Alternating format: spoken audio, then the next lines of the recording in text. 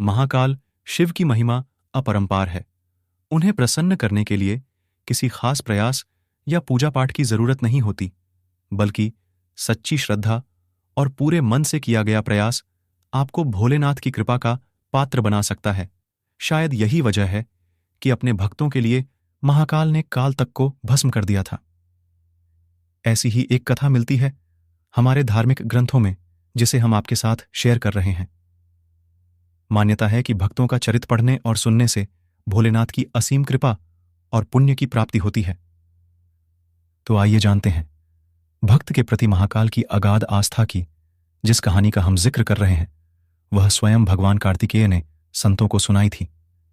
इसके अनुसार राजा श्वेतकेतु, जो कि भोलेनाथ के परम भक्त थे, उन्होंने काल को भी जीत लिया था।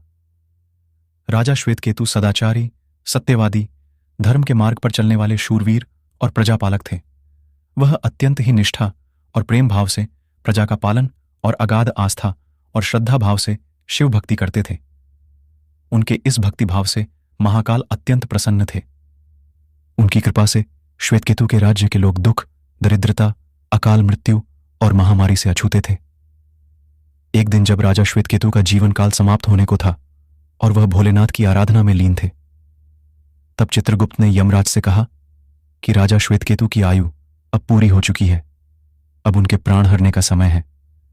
तब यमराज ने अपने दूतों को आज्ञा दी कि वे जाएं और श्वेतकेतु के प्राण हर लाएं। यमदूत राजा श्वेतकेतु के पास पहुंचे तो वह शिव मंदिर में थे। दूत बाहर ही खड़े डढ़े हो गए। श्वेतकेतु गहरे ध्यान में थे। बहुत देर हो गई, न श्वेतकेतु का ध्यान टूटा, न यह दूत हिले। दूत बिना अपना काम किए खड़े ही रहे। जब वे वापस नहीं पहुंचे तो यमराज ने विलंब होते देखा तो कालदंड संभाला और खुद चल पड़े।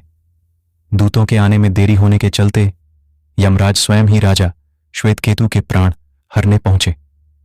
लेकिन वहां उन्होंने देखा कि वह तो महादेव की साधना में लीन है। अब तो वह सोच में पड़ गए कि इसके प्राण कैसे हरें। उन्होंने सोचा कि यह अभी पूरी तरह शिव पूजा में डूबा है। इस स्थिति में शिव पूजा का उल्लंघन नहीं किया जा सकता। तब वह भी बाहर ही खड़े हो गए।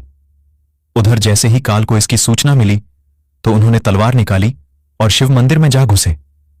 काल ने देखा कि राजा श्वेतकेतु अभी भी भगवान शिव के लिंग स्वरूप के सामने बैठे ध्यानमग्न है। वह झपटकर आगे बढ़ा और जैसे ही उसने राजा श्वेतकेतु का सिर काटने के लिए तलवार उठाई, शिव ने अपना तीसरा नेत्र खोलकर काल की ओर देखा। भोलेनाथ का तीसरा नेत्र खुलते ही काल वहीं राजा श्वेतकेतु के सामने जलकर भस्म हो गया। थोड़ी देर बाद जब राजा श्वेतकेतु का ध्यान टूटा, उन्होंने अपनी आंखें खोलीं तो राख में बदल चुके काल को देखा। उन्हें चिंता हुई कि यह कौन है और क्या है। श्वेतकेतु ने भगवान शिव से पूछा, हे भोलेनाथ, ये किसकी राख है? इसे किसने और क्यों जलाया? तब भोलेनाथ ने बताया कि यह काल था जो कि तुम्हारे प्राण हरने आया था। राजा श्वेतकेतु ने कहा कि हे महाकाल, यह तो आपकी ही आज्ञा से तीनों लोक में विचरता है, लोक को नियंत्रण में रखता है। इसी के भय से तो लोग पुण्य कार्य करते हैं। आप इन्हें अतिशीघ्र जीवन दान दे दें। शिवजी की कृपा से काल जी उठा और उसने उठते ही श्वेतकेतु को अपने गले से लगाकर बोला, राजा, तुम जैसा तो तीनों लोकों में कोई नहीं है। तुमने तो अजेय काल को भी जीत लिया। जीवन दान पाकर काल और यमराज ने कहा कि ऐसे जातक जो शिवजी के परम भक्त हैं, सच्चे मन और पूरी श्रद्धा से महाकाल की पूजा में लीन रहते हैं, सिर पर जटा और गले में रुद्राक्ष पहनते हैं, विभूति का त्रिपुंड ललाट पर लगाते और पंचाक्षर मंत्र का जप करते हैं, उन्हें कभी भी अकाल मृत्यु का ग्रास नहीं बनना पड़ेगा।